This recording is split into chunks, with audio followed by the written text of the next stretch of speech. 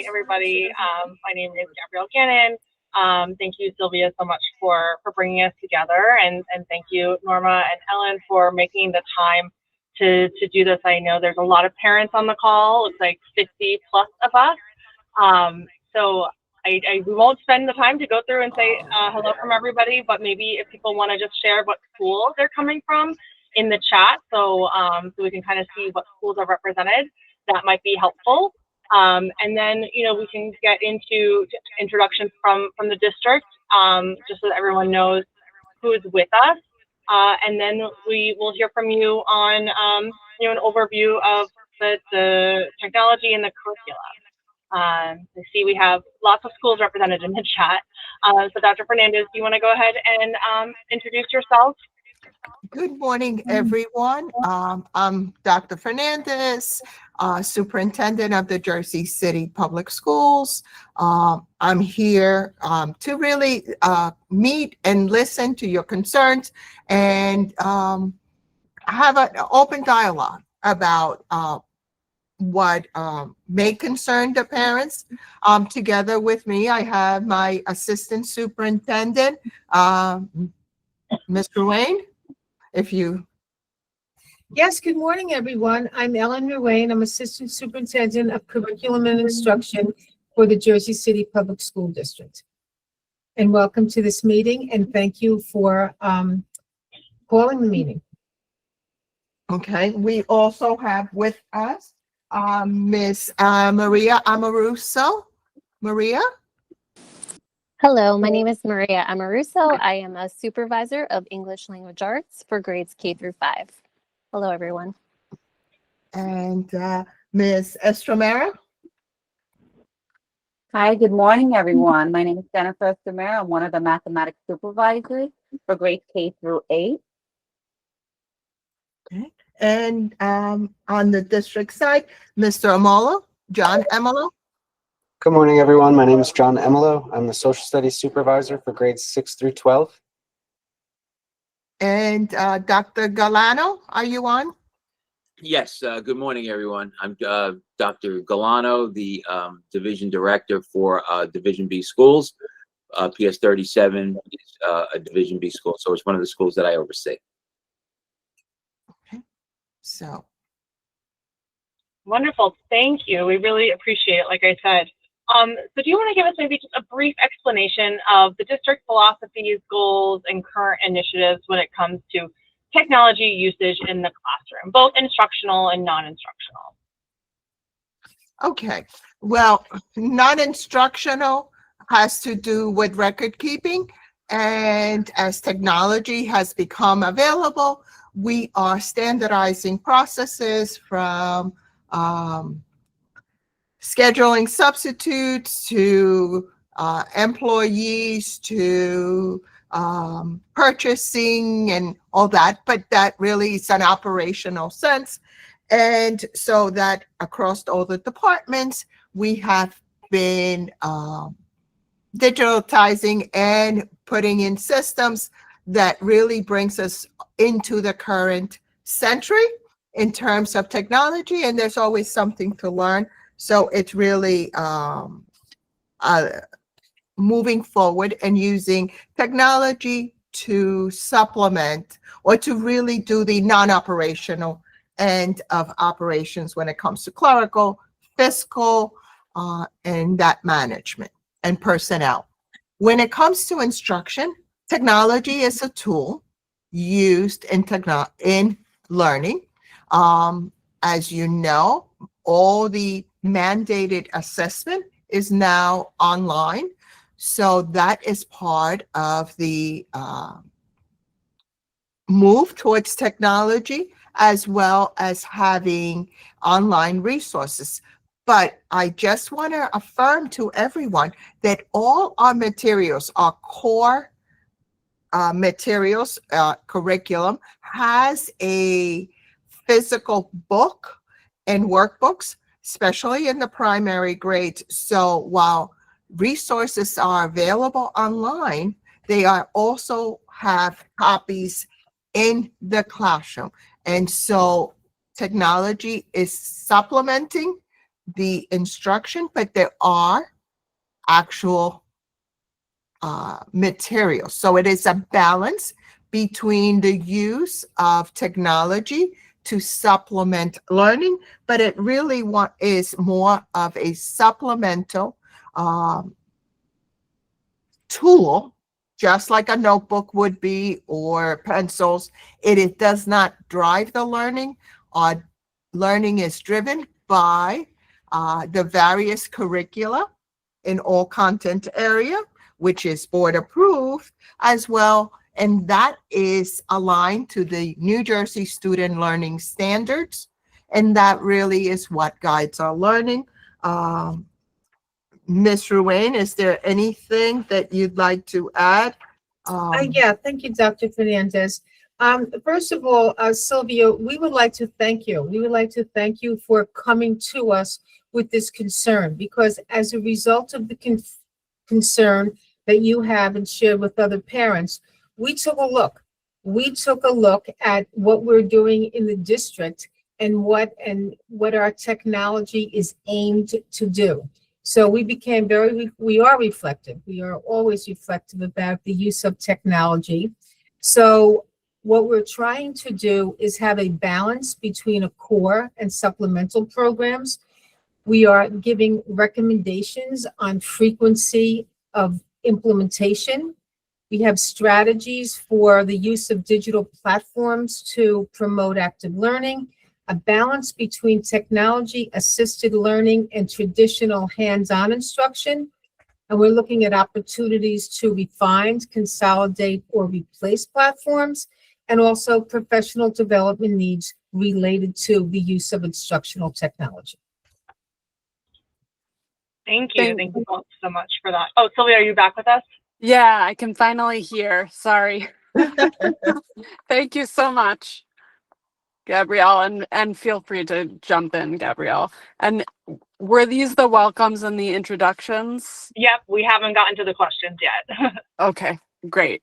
And thank you so much. That's a great place to start. And thank you, Dr. Fernandez and Ms. Ruane. And I see a lot of other curriculum people and district supervisors. So thank you. Thank you for coming and taking this seriously. And I also wanted to say, as a something in the future, some parents did tell me that they would have been interested in attending and would also be interested if the district would be willing to put on something that's district wide, that the district leads to talk about the technology, maybe at one of the parent ambassador meetings or the other parent meetings. It could be something that would be worth working into that sort of presentation. But I did send you an agenda, Dr. Fernandez and Ms. Rain. Yes, Okay. we do have it. Okay, great. Thank you. So then starting off with these first questions, what are the district's official written policies on instructional time in class and for homework and by grade? Okay, so we have a required time for instructional by content area based on the grade level.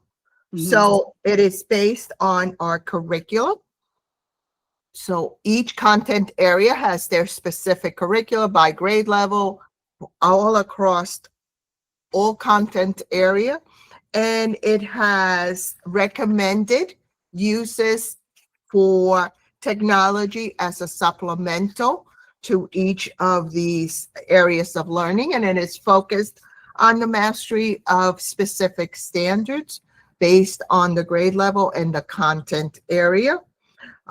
So technology is incorporated into the curriculum. It is, again, as I said, a tool for instruction and a resource in many instances. I think part of the issue, because when I first wrote to the principal, he passed on some of the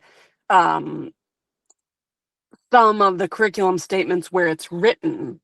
However, as you're saying, it is outlined similar to the way the book is. That here is the book that you can use. Here are the tools that the district has, and then it's up to the teacher in terms of which tools that you're using per lesson. So how does the district know what each teacher is using, like during each lesson, and they're how on much lesson time? plans. Okay. So teachers are required to write lesson plans and unit plans, and those are reviewed by the school administrators. Okay, and how often are those reviewed by school administrators? Every week. That's teachers submit lesson plans on a weekly basis. And the technology use has to be named in those lesson plans. It should be named as a resource they're using. That's aligned to the specific curricula for each lesson. Supervisors and Ms. Ruane, please feel free to jump in because you do this on a daily basis. So Thank you. Maria, would you like to speak about our benchmark advanced program and address the needs, the specific concerns that Sylvia is bringing forth, and then followed by Jen, you can do the same with the Envision. Sure. So Benchmark Advance is the core resource used in grades K through 5. As Dr. Fernandez stated earlier in the call, all the materials are available digitally, but they are also available in print. And we encourage the teachers to really use a balance of both, especially in the primary grades. We love for them to pull out the big books, the read alouds, and not just project it on the board. So there is that balance. And going back to the lesson plans, they do in their lesson plans, of course, have an objective of what the children will be learning, but then they also list the resources they are using to achieve that objective. So that is where they would put if they're using the print or the digital. And then as we go in to conduct the evaluations, informal visits, we're looking to see what resources are being used. And if we do see a heavy reliance on the technology, we will encourage, why don't we do the print here? Why don't we have a more collaborative group for small group instruction? So we look at it that way as well when we come in to evaluate or just do an informal walkthrough. Maria, Yes. I'm sorry, because there's a lot of questions popping into the chat. And just for clarity, so you guys look at what's being done in the classroom. How frequently is that actually being assessed? Well, as supervisors, we evaluate throughout the whole district. So we are not as frequently in one building as the building administrator would be in and out of every classroom daily. But we also have tools that we use district-wide, like instructional look-fors, our tool for Danielson, which is the framework that we evaluate. So that is consistent across the district. And we use that so that we are all on the same page when we're visiting the classrooms. And I just want to add one more thing. In addition to Benchmark Advance, we use platforms on Clever. So the only one that is required is Lalilo and Freckle for English language arts. So Lalilo is in grades K through 1 and Freckle is in grades 2 and up. And we have reduced the requirement for that, especially in the lower grades. And we took a good look at how much they are required to be on those programs. So in K-1, it comes down to 8 minutes a day. And 2 and up, it's about 10 to 12 minutes a day that requirement exists. Everything else is just supplemental, and there is a print of resource available that teachers can use. And I think,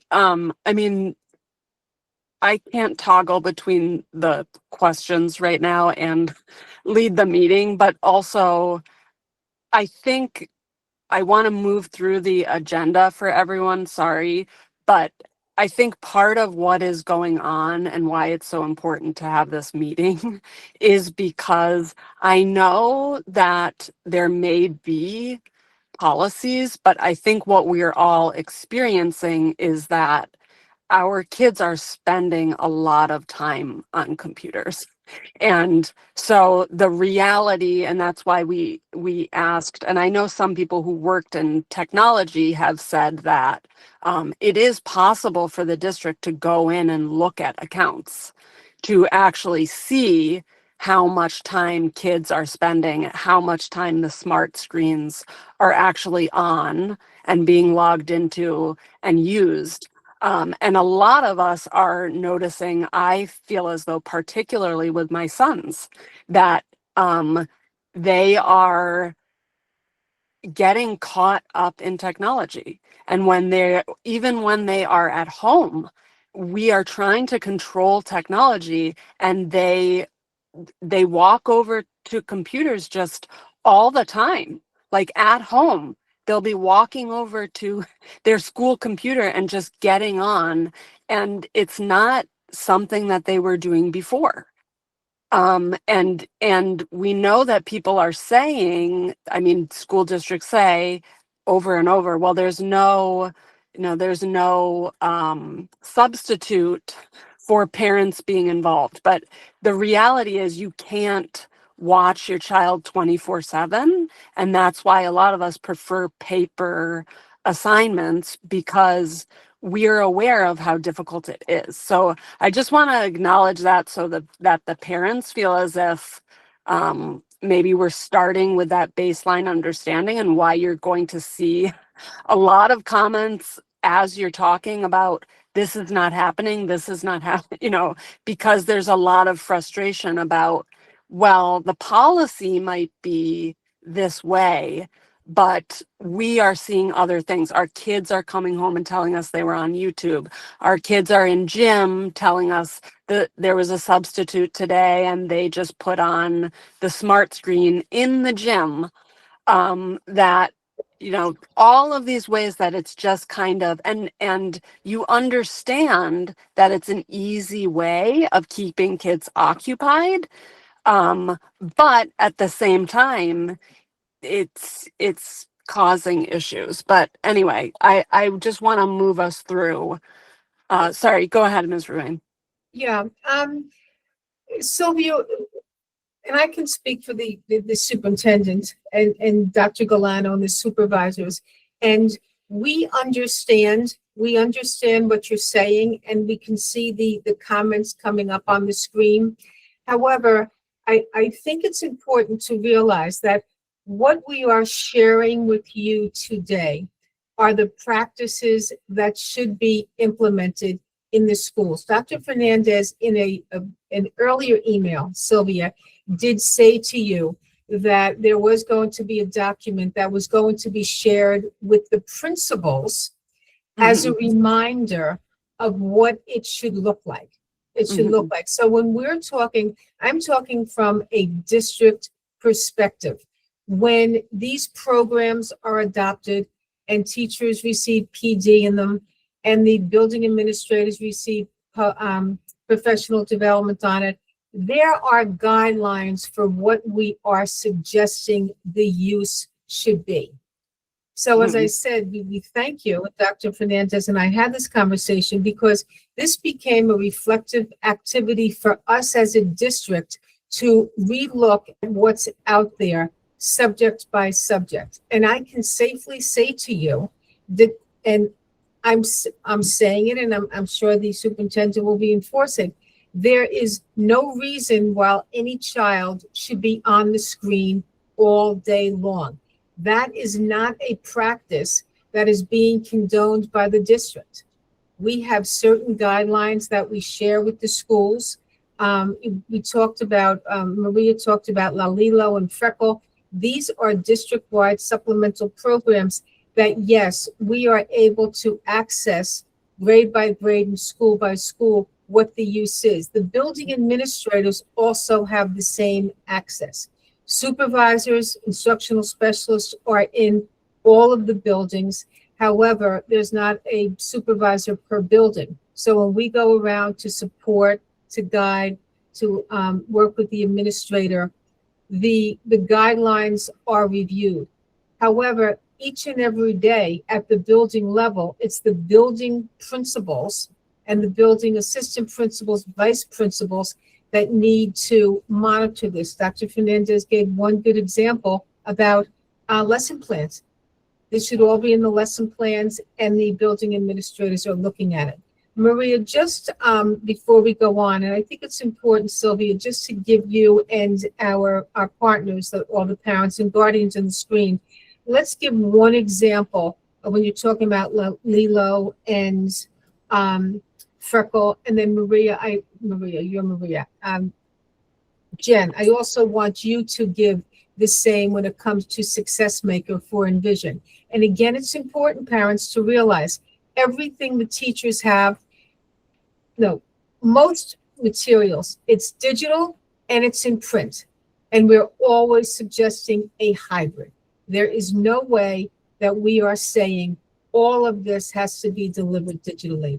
We are not. The district is not. So Maria, if you would, Dr. Fernandez, do you want to say anything before Maria and Jen give specific examples? We can't hear you, Dr. Fernandez. Sorry, because my phone went off, so I muted myself and forgot to. But if, and I see the messages, if you have a specific concern, please visit your school, speak to your child's teacher, and if that doesn't resolve the issue, speak to that specific building principal, assistant principal. Dr. Galano is above them, because I can put anything in writing, but it's really in the implementation. So a specific concern we need to address. In terms of a substitute for phys ed, if the substitute is not certified in physical education, there may be a paper activity. Teachers are supposed to leave plans in the event they're absent. They're called emergency lesson plans, and they should involve activities that are related to the content area. And they may need to be a 10-minute video and then answer questions, something like that. But for phys ed, we cannot have a substitute who's not certified lead a gym class. So that, I have to say, that is the one content area, just we cannot have a non-certified. The classroom substitutes can work with the assignments left behind by the teacher. But any specific, we have curriculum that addresses all these issues. But if there is a specific concern at your school, you need to work with your building administrator to address it and what is the balance. But we are not mandated hours of screen time. Right. I mean, I think what's difficult, as you'll see in the chat, is that, I mean, I as a parent, and I think many people as parents have done this, but as a parent, there's always, the teacher will say, well, I'm required to do a certain amount. And then the principals will also say this to us. And so then as a parent, what's difficult is we're saying, okay, so maybe there's a requirement of 10 minutes of IXL. But then how is that being balanced with something else? With the fact that then they're also going on Epic to read a book, or they're also doing for today using going on to do a math test or something on Sabbath. I mean, how is it all being balanced? And then during recess, they're on YouTube because it was cold outside.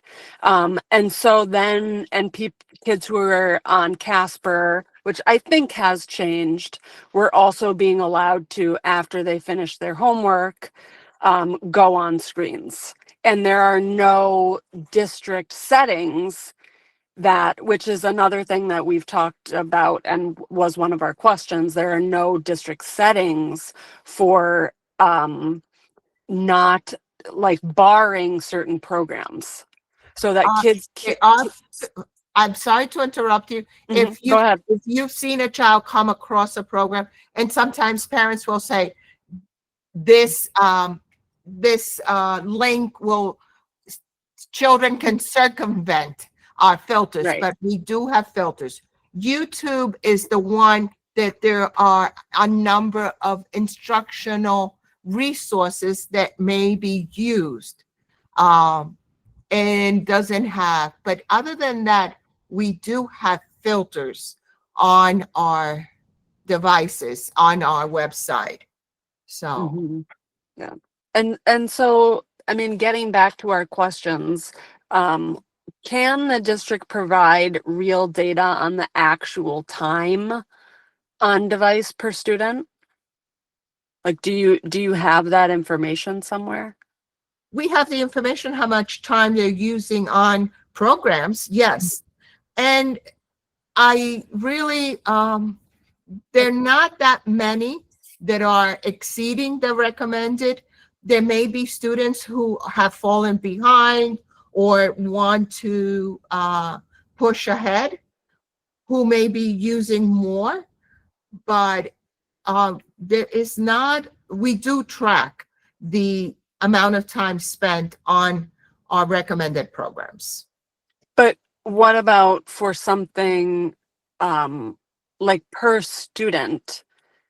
Is it like you have to go on IXL and see how long they're on Right, we get there? the report for Google IXL, so many minutes, Lalilo, so many minutes, Freckle. Okay, Not but- something that consolidates all the programs. Okay. All right. And what are the district's expectations for online homework? There are no expectations for online homework. Homework is a participation grade, and there is no recommended online homework. Again, it should be balanced. And there is no expectation that it should be done online. It depends on the assignment. Anything else, Ellen, Maria? Jen? Jen, let's start with you with math as far as online homework assignments. And then we'll follow with Maria. And then John, you can also speak about the social studies. The question begs of, are there online assignments? And we're talking about math, language arts, or social studies. Jen? Hi, good morning. So within Envision Math programs, we have a balance between digital and print. For teachers, it is available in print and online. In a classroom, for kindergarten, 60 minutes, first grade and second, 75 minutes, and 3 through 8 or 90-minute math classes. Within that, we have the program where the teacher can display the program for the whole group lesson on the board where the students are working in their consumable workbook. And when it comes to that small group instruction is where the students are in that small group where they are working on the digital platform, which is the Success Maker, which they're only required to do 12 minutes a day, which would be 60 minutes weekly. We do not require any digital assignments to be done for homework. Okay. I mean, many of us were assigned at the beginning of this year. Like my son was assigned at first digital math homework. And so I did request to the teacher, as many of us did, that we could request the paper assignment. And so then we did so. But that's just one of those things that we were told, like, oh, we are going to do all digital this year for math homework. And I do want to also include, because actually Sylvia and I, our kids are in the same class, the Mhm. initial correspondence that went out, the principal was on, and we were told by the teachers that the principal was fine with the policy. Right? So it sort of puts With the parents in a practice. position, right? Not It a puts policy, a practice. practice, Or the sure. Decision. But it does put the parents in a position wherein we kind of sometimes feel a bit limited in the ability to provide, I don't want to say pushback, but to ask for other ways to receive homework if we're also hearing administration agrees with the practice, right? So I just want to add that as well. Well, Denise, and thank you for that, because as was stated earlier, this became a very reflective exercise for us when we first heard from Sylvia. And as a result of the work that's been done, Dr. Fernandez and I, we are sharing with the principals. Next week, Dr. Fernandez will lead a discussion about the expectations. I can assuredly tell you that the district purchased consumable books, math books for every single student for the Envision Math, with the expectation that that is what should be used at night when the students are doing homework. There is no district practice that there should be online work when it comes to the math program. And now I'm going to ask Maria to reinforce our practice and what has been recommended for the the literacy program. Sure. So for going back to Freckle and Lalilo in language arts, those should not be assigned for homework. The recommendation is that that is completed in the classroom. As far as Benchmark Advance, there are print materials. However, the student booklet that you've probably seen sent home at the end of each unit, we do ask the teachers to have the children keep those in the classroom throughout the unit because they are utilized for the whole group reading lessons. But especially in grades K to 2, we have our teachers create homework calendars and we have them send home homework notebooks so that the children can practice things in a notebook and instead of a device. I think in grades 3 and up, you might see them using more technology like Google Classroom to complete assignments, but that is not a requirement. Again, we do encourage the teachers to have that balance between the technology-based homework assignments and written-based homework assignments. They also have books, the grammar and spelling book, which is a print book, they can send home. They have a high frequency word book in grades K to 2 that can be sent home, as well as a handwriting book. So those are all things that should be, you should be seeing at home for homework instead of all technology. John, would you like to comment on social studies? Sure. So for K-5 social studies, we're using the McGraw-Hill Impact Social Studies. To echo my colleagues, there's digital version of the book, but our schools also have print versions of the hardcover book. They have renewable journals that we get every year for our new crop of students. And then there's also an Explorer magazine, which is like a shortened version of the textbook that can be sent home. We're not recommending any homework online for the social studies program in K-5. And in classrooms, the only thing we're recommending for online use is what we call something that can't be replaced with paper-based, right? So we're not asking our students to complete any social studies assignments that they could just be doing on paper, only when the technology is adding something, right? And, you know, when you're thinking about social studies, right, it might be map-based, where we're using the online platform to explore, you know, an interactive map or, you know, videos from our platform that are vetted. We don't recommend YouTube for any of our social studies courses. We have found and place in our curriculum guides all the video resources that we use for K-5 social studies. And that's one thing that I would say actually, the social studies was one of the homework assignments that was concerning to me because my son was going through, I mean, he tests very well, always in the 90 percentiles for all his things. He was getting very poor grades on the social studies. And it was because he was being sent home with the assignment on that he would just click through it and he could write anything he wanted in the boxes. And it was just, then he could click submit. And it, because it was a participation grade, it was fine. And it took me a while to realize that he actually wasn't doing these assignments, and that when he was being assigned certain videos in class, he wasn't watching them. Or he said, oh, well, my computer was broken. And I'm only sharing that as like, I think these are the kind of like the background of that. I'm sure each of us has a story similar to that, where you come home and hear these things, and it's really disheartening. Why are so many assessments down to spelling tests required to be online? Could you repeat the question, please? Why are so many assessments and including spelling tests required to be online? The spelling tests is are not. yeah. Sorry, Dr. Fernandez. Oh, go ahead, Maria. They're not required to be online spelling tests. We did have a curriculum implementation committee maybe 2 years ago, that was formed to create additional resources to enhance the benchmark program. And one of the things that committee created were Google Forms for some of the assessments, but they are not required to be used. It's just a resource for the teachers. Some use them here and there to incorporate a digital piece. And there are spelling Google Forms, so that's probably what you've seen used, but they are not a requirement. We prefer actually that they be writing the words so that they can orthographically map those letters and sounds. The only requirements are the beginning, middle, and end of year assessment they take on Renaissance.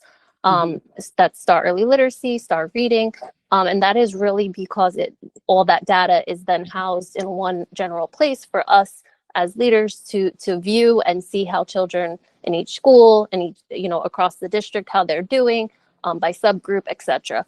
And then going back to benchmark, we have in grades K to 2, they are not required to take them digitally.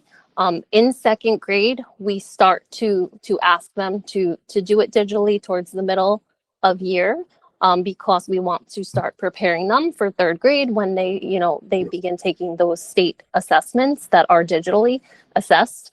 So that is why that changes in midway through second grade. And then 3 through 5, they are required there to take them digitally because we have to get the students ready for that type of assessment. So that's the reasoning there. Okay. And then I'm just going through the questions. I'm sorry, everyone. This will at least give us an overview of all the topics. What training do teachers receive before introducing new digital platforms, especially since programs can change frequently? Ellen? Sure. Discuss this one. Yeah. Well, whenever I'll use the math. I'll use the math as an example. Envision Math. We're going into our second year of implementation. Once the committees are formed and then the board adopts the suggestions of the committees, the extensive training starts for all the new programs. So, for example, when we're talking about the math program, the implementation was September 2024. Do I have that right, Jen? 2024, right? In the spring of 2024, every math teacher, there were hundreds of math teachers that had a 2-hour introduction to the book. They were given the book to familiarize themselves with over the summer. That September, the training continued, and that's where the teachers begin to get into the other components of the program, including the online assessments. I mean, not only the online assessments, the online resources. We did the same thing for social studies when we had a new adoption. We did the same thing for Benchmark Advanced.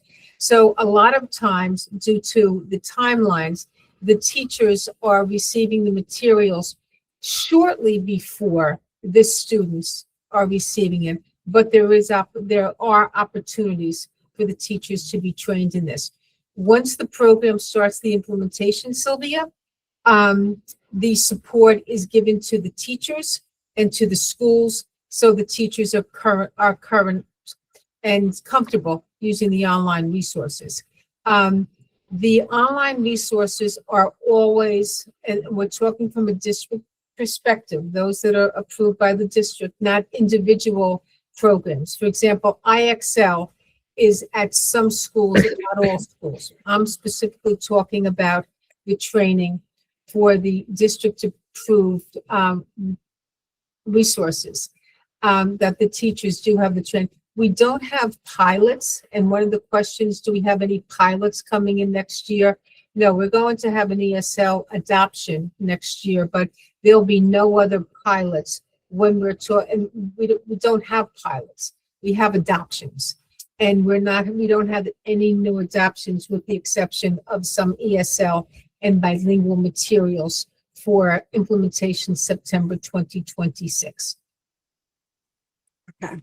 And we talked a little bit about the next question, the safeguards that exist to control YouTube and other open access sites. And it sounds like you do have some limits placed on those. And who is responsible for those limits, for approving, blocking, and reviewing requests if those are made? If requests are made, it's a collaboration between the curriculum department and the IT department for the filters to filter information. However, I do have to say, especially in middle school, we had to add a couple more filters the other day because students were circumventing some kind of game with a special code. And so as we become aware, we add additional filters, but they are district-wide filters. Okay. And what is the district's policy on movies, TV clips, and YouTube-based brain breaks? Brain breaks should be physical activities, not another IT device technique.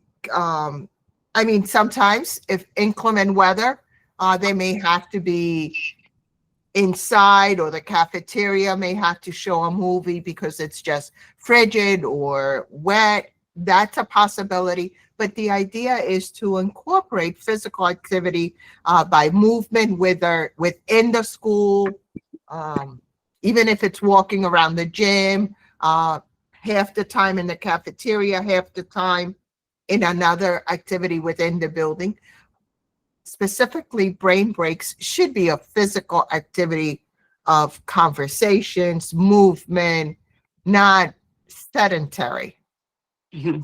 And that's something that I think a lot of parents have said. The brain breaks are a YouTube video, and or some students are being in classes eating lunch and being shown television while they watch lunch, so that they sometimes don't even finish their lunch, but are definitely not having time to just sit and talk to each other. They're being entertained with screens. Okay. In that specific case, speak to the principal. Yeah. And I think, I mean, similar to this meeting, which I think I've experienced in the district, I mean, and I guess I have the personality, I just don't mind. But I think a lot of people are worried about being lightning rods, right? Like that you speak up and you're the one who's labeled as a problem and you're treated in a certain way because you are speaking up and saying that you don't want this to happen. And Sylvia, if you don't mind if I chime in Go too, ahead. I think it's too that we don't know what the policies are. So we don't really know if a teacher is breaking a policy, breaking a rule, right? Does the district have a policy that says you can't put on screens while kids are eating? Is that a policy? That's not a policy. Policies tend to be broad and not, it's pedagogical choices that the educator. It may be a paraprofessional watching them during lunch who may not be the certificated teacher that knows better. So that would be. I think that's probably where we're moving towards, is that maybe, and I'm so appreciative that you're willing to take a look, as Mrs. Ruin has said, on the policies, that maybe this is something that together collaboratively we could work towards implementing a policy, because maybe you never imagined a world where someone would turn on a YouTube video during a breakfast, right? None of us grew up with that. None of you grew up with that, right? Oh. That's never, right, that was never a world that maybe any of us imagined, and you didn't think, no one thought you had to have a policy for that. But I think if we can move to a world where maybe we write out things like this, that the screen, you can turn on music, right? You could read a book, but we can't have a screen playing while kids are eating breakfast or lunch, or recess, what have you. So we're not, we won't get to all that now, but I think if we can move towards that direction, I think that would be really impactful and make a great difference for everybody. Yeah. Thank you. And I'm going to keep moving us through, but that is definitely one of our action steps for the end of this call. How are technology expectations adjusted for students with ADHD, sensory needs, or 504 IEP requirements? That's part of each student has an individualized plan. So it is part of that program. And whatever that classification is and what the areas are. So that's student specific, not general to all students with IEP X, Y, and Z. Those again are individuals. And you have a concern, any parent who has a concern, who has a student with an IEP should speak to their case manager. And as the plan is developed, say, we need to incorporate this and that, and these are the constraints that the parent is aware of. So it's not general because it's, again, individual. That specific 504 plan, that specific plan for that child, it should be part of that. It's not a general for all students.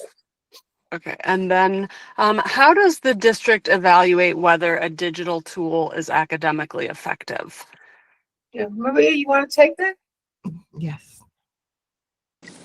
Sure. So first, we look at our student data, of course, to see if they're progressing in their standards and skills. We also survey our teachers every year to get their opinion as to whether or not it's working for their students. We have monthly meetings with our reading specialists, particularly for literacy, where they also come to the table and discuss with us how things are working in their specific buildings, and if they're seeing the programs working within their schools. We also, I should have mentioned, collect usage reports, where we then look at the usage versus how they are progressing to see if they're using it the recommended amount, particularly Lilo and Freckle. Are they showing progress on their beginning versus middle versus end of year assessment? So we correlate that as well. Mm-hmm.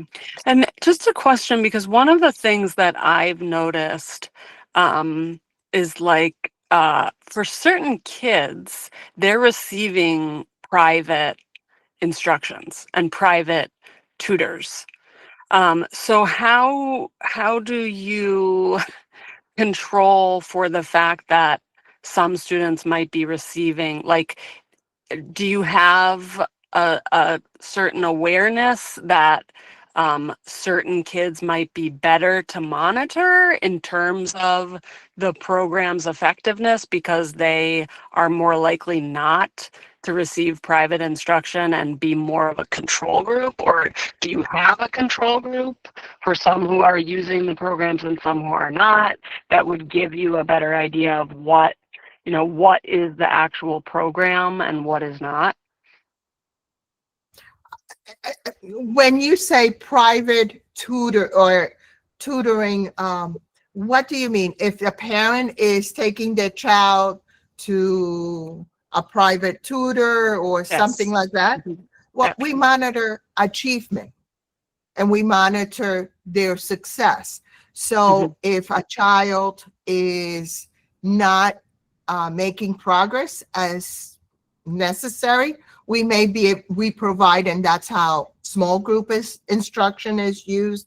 and other support materials. That's the goal during small group instruction, that students are receiving targeted instruction based on the skills or the activity where they either need enrichment or they need remediation or additional support. Okay. Anything else, Maria, Jen, Joe? Doc? Yeah, I just wanted to say that many of the concerns brought up today can be addressed at the school level with the principal. I am certainly, reach out to me. I will meet with the principal and you and, whoever has any concerns, but many of these concerns need to be addressed at the school level. And we will certainly, now that it was brought to the attention of the superintendent and Ms. Ruane, we certainly will, in the department, in the division level, work with those principals and to meet your concerns or to address your concerns. So please feel free to contact me and I will set up those meetings and we can meet at the school with your school's principal. Okay. And you would be J Galano at jcboe.org? Yes. Okay. All right. We can put that information in our chat when we're finished so that people know. Okay, Absolutely. thank you. Thanks. And just optional questions. Can a weekly or monthly screen time summary be sent to parents or students if they asked for it? Summary, I would have to look into it. That would be a heavy lift of additional work. So that I am not sure about. Okay. It was just a question. So yeah. Mhm.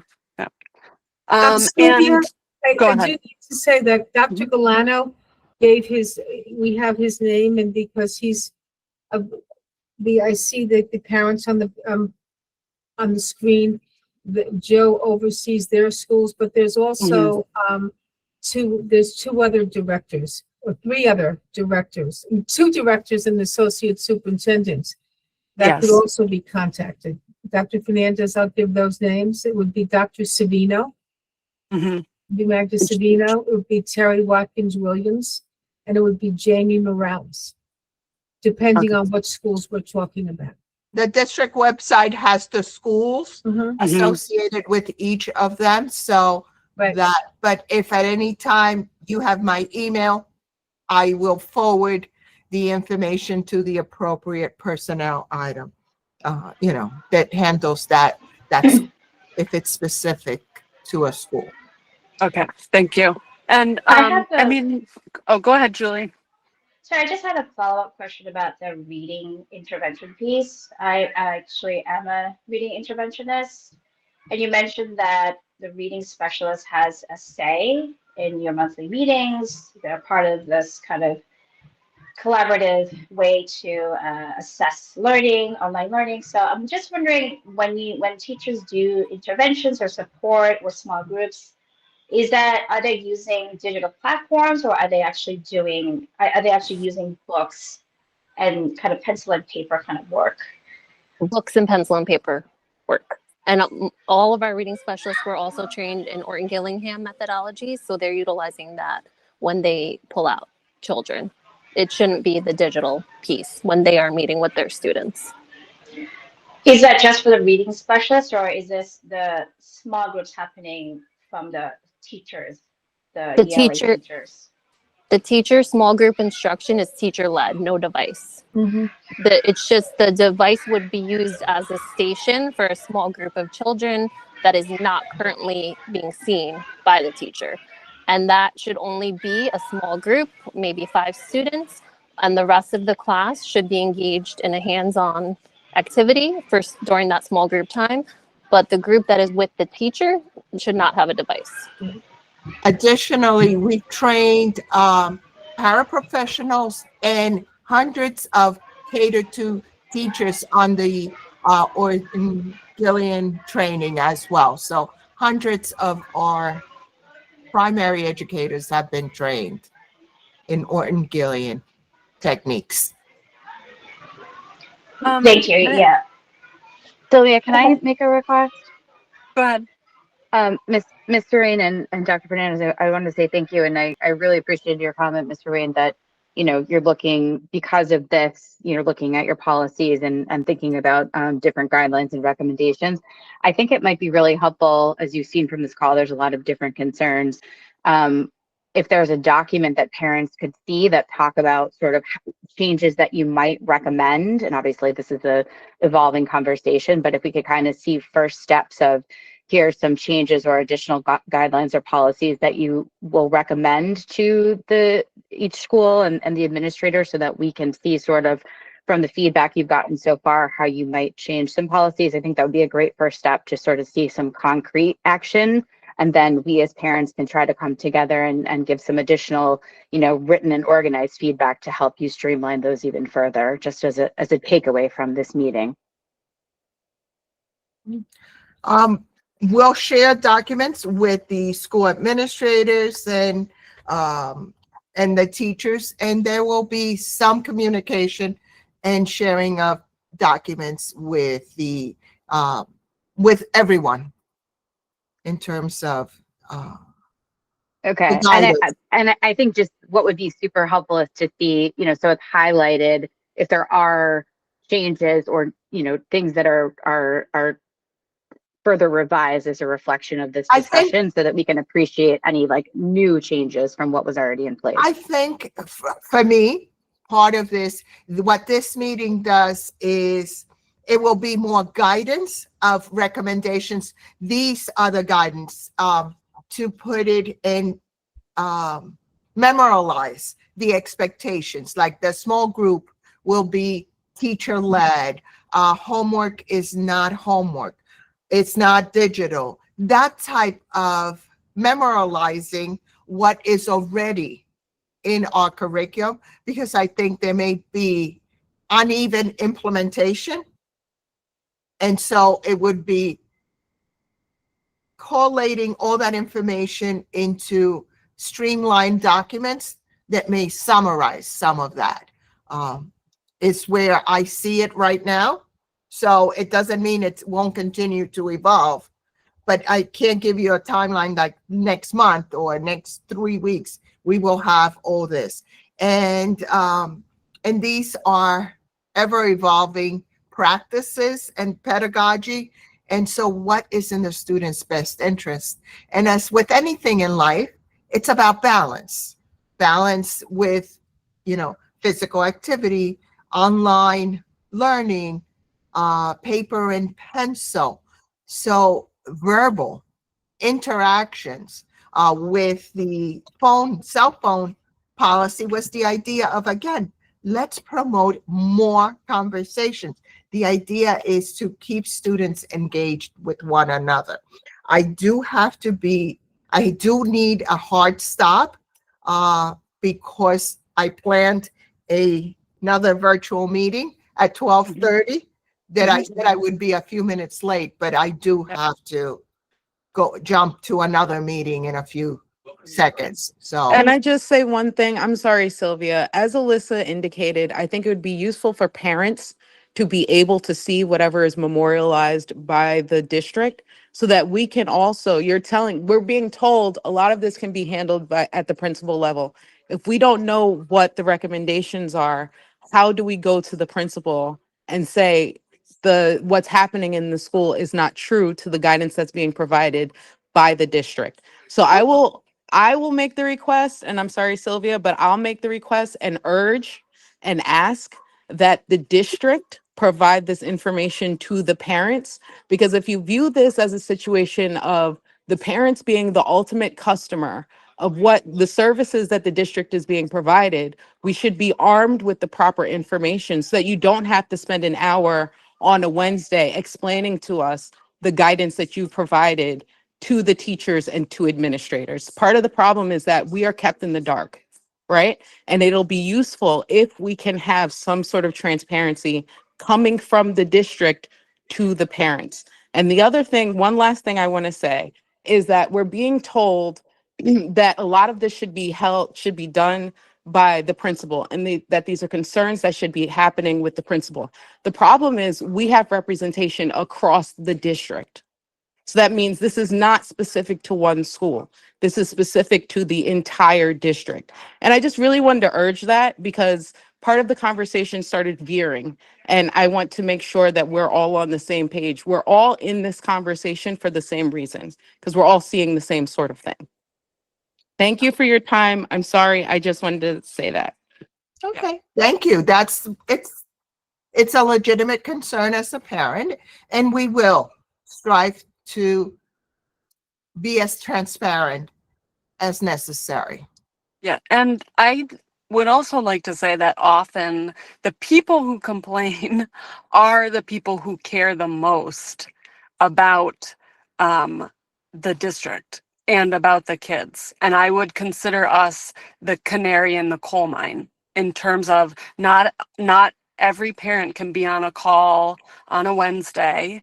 And I would think that a lot of parents are probably concerned, and they just don't have time. So I would ask that you also consider that in terms of our kids, that we are parents who really care and are watching for our kids. And if this stuff is happening to our kids, it is probably happening to other children as well. And it's a conversation that's taking place that I've seen all over the United States right now. So it's really a big issue. But I'll stop us then. I want to respect your time and thank you. And we will come up with some notes, and I know you said you would as well. And if you'd be willing to meet again at a further date, we would appreciate that.